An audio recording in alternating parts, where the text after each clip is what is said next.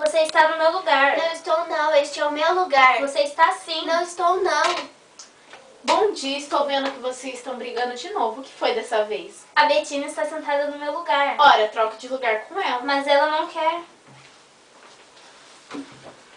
Robert, escreva na lousa. Escrever o quê? A de Albert, B de Betina, Albert à esquerda, Betina à direita.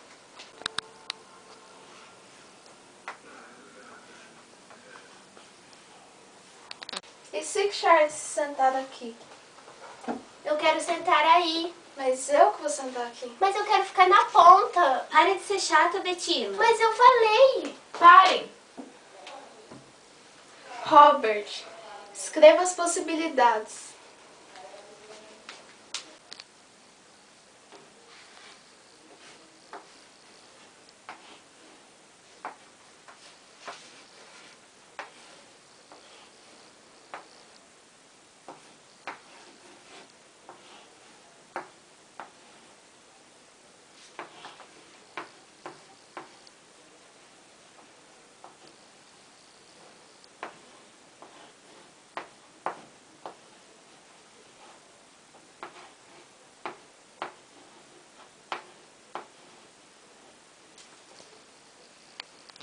Vocês estão liberados, menos Robert.